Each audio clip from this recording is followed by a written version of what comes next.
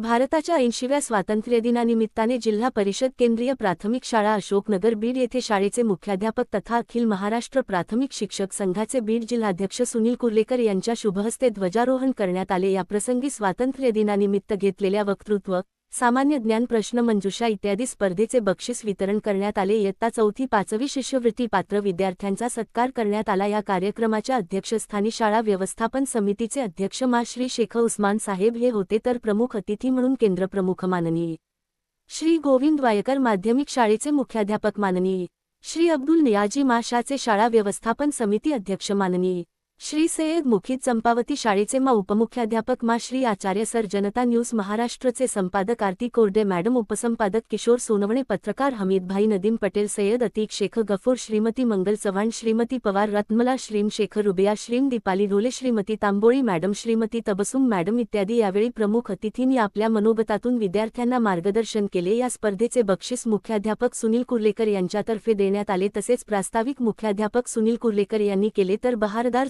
सूत्रसंचालन शिक्षक नेते विलासवीर यांनी केले, तर आभार मा. केंद्रप्रमुख हाकीम मणियार यांनी मानले. कार्यक्रम यशस्वी होण्यासाठी शाळेतील शिक्षक डॉ. सखाराम शिंदे, नागसेन धनवे, संजय दराडे, फुंदे सर, श्रीमती सय्यद मुमताज श्रमी, शोभा कदम, श्रीमती उषा सोनवणे, श्रीमती नंदा माने, श्रीमती मनीषा काकडे, श्रीमती शारदा कुलथे, पवार सर, माध्यमिक शाळेतील सर्व शिक्षक यांनी परिश्रम घेतले. कार्यक्रमास परिसरातील लोकांची व विद्यार्थ्यांची प्रचंड उपस्थिती